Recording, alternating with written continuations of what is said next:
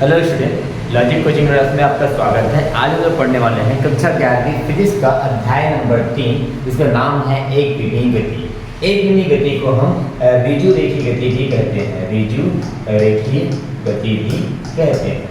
ठीक है, अब इस गति में हम लोग ये समझेंगे कि वाकई में ये गति होती क्या है। ठीक है, जैसे कि मैं आपको एग्जाम्पल बताऊं तो जैसे कार जो है सीधी सड़क पर गति कर रही है, या फिर वो रेलगाड़ी जो है वो सीधी पटरी पर गति कर रही है, तो उसकी उस गति को हम लोग क्या करते हैं, एक विमीय गति करते हैं। यानी जो कंडीशन है सीधी सड़क या सीधी पटरी या फिर सीधे रास्ते का होना।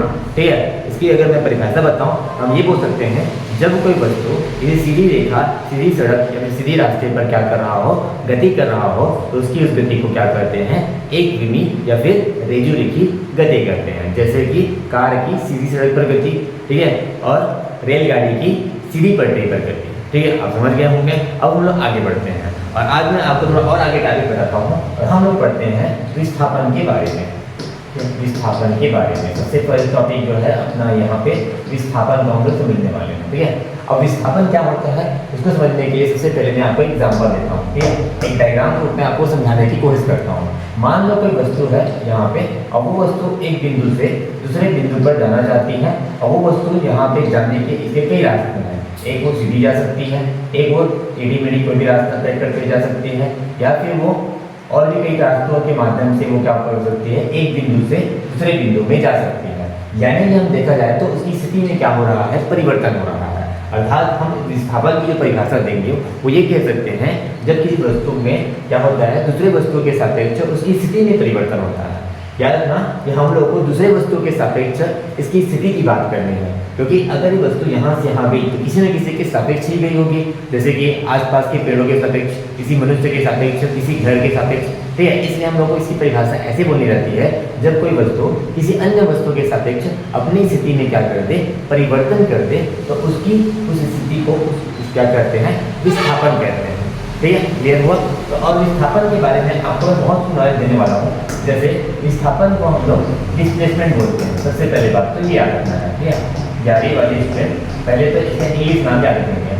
ठीक है, इसको हम लोग सांकेतिक रूप में डेल्टा एक्स से क्या करेंगे, निरूपित करेंगे। विस्थापन को डेल्टा एक्स से निरूपित किया जाता है। ठीक है, और मैं इसकी सूत्र बताने जा रहा हूँ। ठीक है, जैसे मान लो वस्तु की प्रारंभिक स्थिति x1 है और अंतिम स्थिति x2 है। इस स्थितियों को x1 x2 के नाम से दिखाते हैं। ठीक है, तो प्रारंभिक स्थिति x1 और अंतिम स्थिति x2। ठीक है, तो उसका जो परिवर्तन होगा इस स्थिति में उसको डेल्टा एक्स निरूपित किया जाएगा, यही इसी को विस्थापन बोलते हैं। और ये हो जाएगा अंतिम स्थिति x2 माइनस प्रारंभिक स्थिति x1।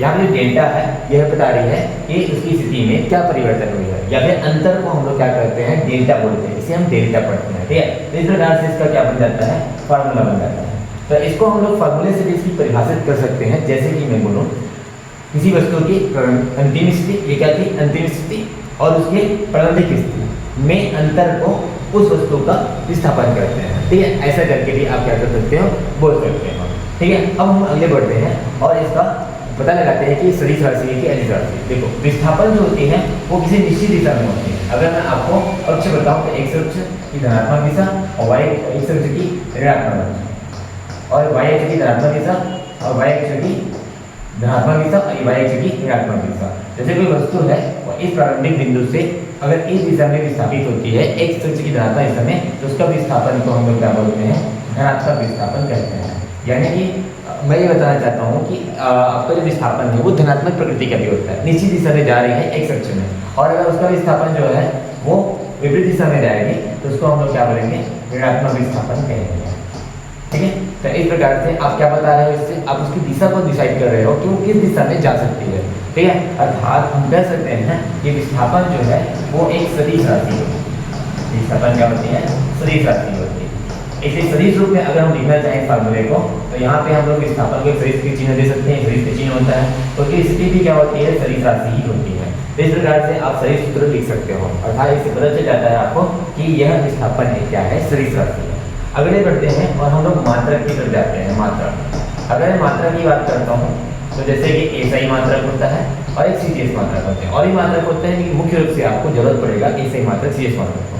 चूंकि विस्थापन एक प्रकार की आपको लग रहा होगा कि एक जगह जा रहा है तो उसकी स्थिति में परिवर्तन हो रहा है, तो दूरी जैसा लग रहा है कि यहाँ से यहाँ जा रहे हैं, इसलिए दूरी का जो मात्रक होगा वही मात्रक इसका होगा, विस्थापन का होगा। तो इसका ए से मात्रक जो है वो मीटर होने वाला है, ठीक है, मीटर, और इंग्लिश में लिखेंगे तो ठीक है, और सीरीज मात्रक जो होगा वो सेंटीमीटर होगा, सेंटीमीटर, सेंटीमीटर, जिसको हम लोग इंग्लिश में सीएम करके निरूपित करेंगे, ठीक है।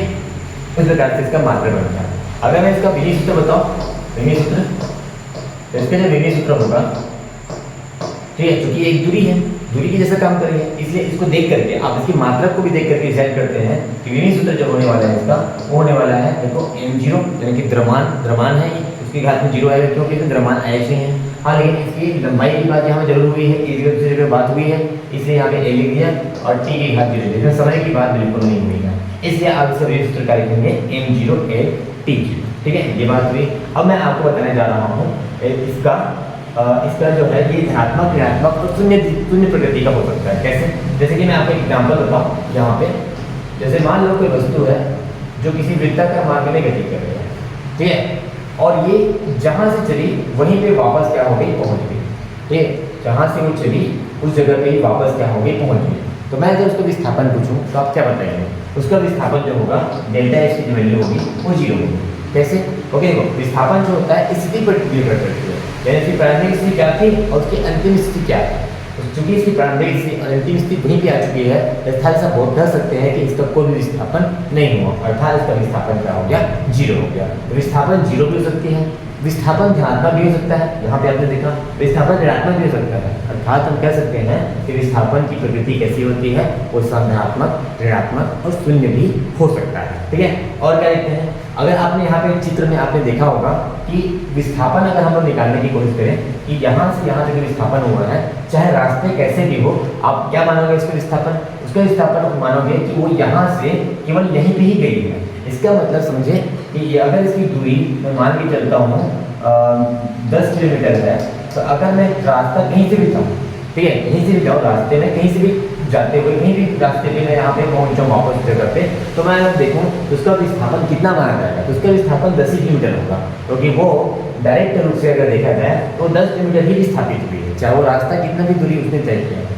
अर्थात हम कह सकते हैं कि विस्थापन जो है वो केवल प्रारंभिक और अंतिम स्थिति पर निर्भर करती है, वो पथ पर निर्भर नहीं करती, इन पथों पर निर्भर नहीं करती। ऐसा करके आप क्या कर सकते हैं, विस्थापन के बारे में बता सकते हैं। तो इस प्रकार से आपने विस्थापन के बारे में बहुत सारी बातें समझी, जैसे विस्थापन को इंग्लिश में डिस्प्लेसमेंट बोलते हैं, इसे डेल्टा एक्स से निरूपित करते हैं। विस्थापन जो है वो उसका सूत्र ये होता है del x minus x two minus x one, अंतिम स्थिति माइनस प्रारंभिक स्थिति, ठीक है, ये एक सदिश राशि होता है। इसका एसआई मात्रक मीटर होता है, सीजीएस मात्रक सेंटीमीटर होता है, विधि सूत्र m0 t0 होता है, ठीक है। और आपने देखा विस्थापन धनात्मक, ऋणात्मक, शून्य हो सकता है, ठीक है। विस्थापन की जो निर्भरता है वो केवल उसकी स्थितियों पर निर्भर करती है, पथ पर बिल्कुल भी निर्भर नहीं करती। तो इस प्रकार से आपने देखा कि विस्थापन के बारे में क्या क्या बातें हम लोग अभी तक जान चुके हैं, ठीक है। ऐसे करके मैं एक चीज़ के बारे में आपको बहुत सारा नॉलेज देते रहूँगा।